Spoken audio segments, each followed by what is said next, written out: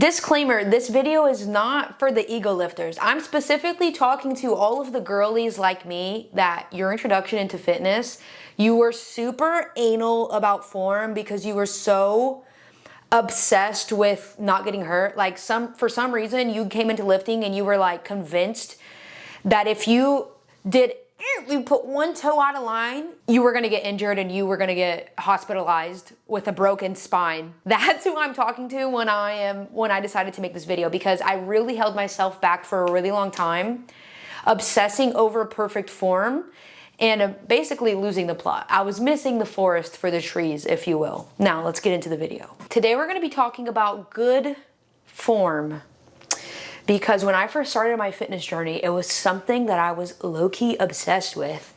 And that was kind of the main type of content that you were finding on Instagram, especially. This was like before TikTok, where influencers would get on there and be like, hey, this is the correct way to do RDLs. This is the wrong way to do RDLs. This is the correct way to squat. This is the wrong way to squat. And for a long time, I started getting really obsessed and stuck in the weeds about perfect form, thinking that perfect form looked one specific way. Now that I have more time and experience in the gym, I realize how much time I wasted chasing perfect form at the expense of feeling. What am I feeling? How is my mind-muscle connection?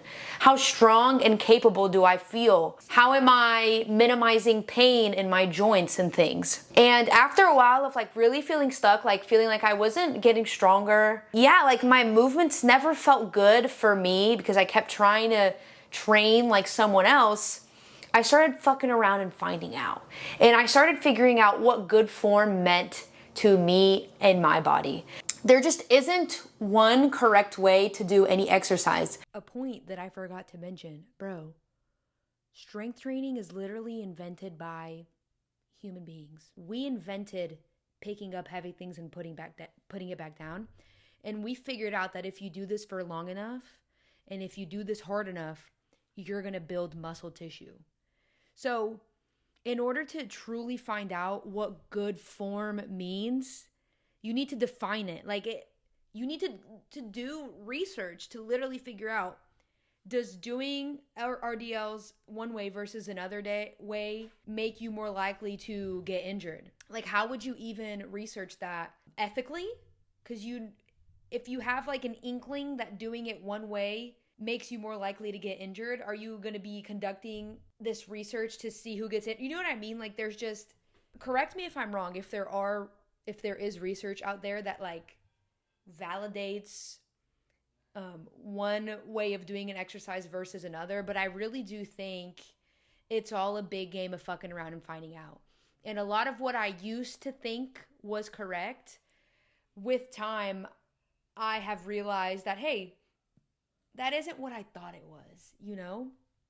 And nowadays, I'm realizing all the time that I'm constantly getting disproved. Like, everything that I thought I would believe forever, I'm constantly being proven wrong. So at this point, like, prove me wrong, bitch. Like, you know what I mean? Like, I'm not surprised by anything anymore. So yeah, I just wanted to include that little tidbit. Like, we literally invented this shit, bro. What inspired me to make this video is I was watching 3DMJ, and they just posted like a longer like podcast style video where they were kind of teasing this topic apart. Eric Helms was like, dude, I used to be such an ass in the gym because I would judge people for not having what I thought was perfect form. And he says that now he's much more forgiving about honestly minding his own fucking business and not judging people for how they're executing something. Because as far as we know, for their unique biomechanics, that might be what they have discovered through trial and error is the most optimal form for them. Now, don't get me wrong. If my client sends me a video of them performing an exercise and they're flinging the weight around and they have no control of their body, you know what I mean? What am I going to do? I'm probably going to tell them, hey, have you considered slowing it down? Have you considered controlling the weight rather than the weight controlling you? See if that allows you to feel a better connection to the muscle. Never am I saying like, you're doing that wrong.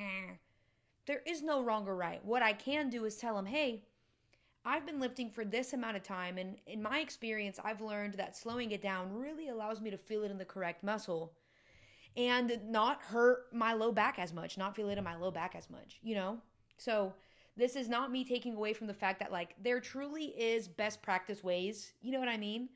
To move a weight from point A to point B that, you know what I mean, that doesn't hurt your body parts. So don't get it twisted, you freaking trolls.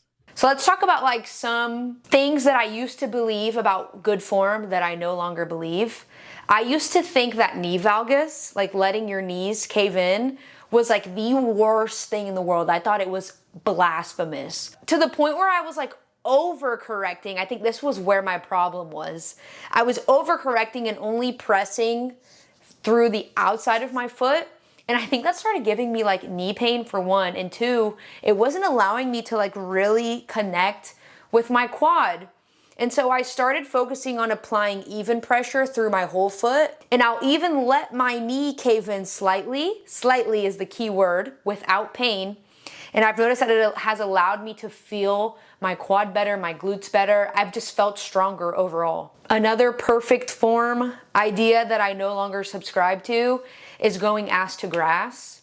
Girl, I want to so badly be that bitch in the gym that can squat ass to grass. No, bitch, my femurs are too long. I noticed that if I go below parallel, typically I can get to parallel, I lose tension in my quads and in my glutes. And I have a lot of butt wink. And I notice that if I go to parallel, I feel maximum tension in my quads, in my glutes, and I'm finally getting stronger, bro.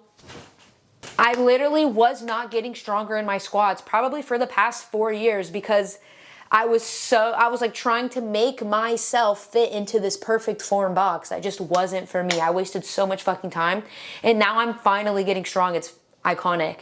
Are there any other form tips that I no longer subscribe to? For a while, everyone was bashing on the booty bands. Dude, I like a juicy booty band. It feels great on my glutes. For a while, everyone was like, your knees need to be at a perfect 90-degree angle to do good hip thrusts. Sometimes I have to put my feet slightly in front in order to really connect with my glutes. It kind of just depends on the day. That's another thing. Form really changes for me based on the day that I'm doing them. Another thing, there's no perfect way to do RDLs. More knee bend versus less knee bend can just bias the glutes more versus the hamstrings more. Having a forward lean versus having a more upright torso. A lot of people are like, don't let your torso lean forward. Again, I have long limbs. I feel like I kind of do naturally take more of a forward lean when I squat. As long as you're not feeling prolonged low back soreness, personally, I've been fine. I'll let you know though, I'll keep you updated as I start getting stronger in my squat if that's a statement that I retract. But that's the thing. I feel like the internet makes us believe that everyone is like an expert in fitness. This is the correct way, this is the wrong way. Never do this exercise, you have to do these. Like there is no formula. The only thing that we do know for sure is that we need tension on the muscle to grow and we need to train close to failure. But rep schemes, how you execute an exercise, what exercises are better for you versus not that great for you, it really just comes down to personal preference. What works for you? Where are you feeling it? Sometimes I'll be doing a new exercise, like learning a new one, and I'll look at my boyfriend and I'll be like, does this look right? And he's like, dude, stop worrying about how it looks. You're worrying about the wrong things. You need to be worrying about how it feels. How does it feel for you? Are you feeling it in the right place? And then as your relationship to an exercise starts evolving, your mind-muscle connection starts improving, I believe that it's normal for your form to evolve with the movement. That's this week's video, short and sweet. I'm currently working on the best video ever. I'm finally going to be doing a reverse diet video, but I want it to be perfect. But I just wanted to get something up this week because I do want to be consistent. If you found this video helpful, please comment that down below or like it or share it with someone or subscribe so that I know that these are helpful. Other than that, I will see you in the next one. Bye.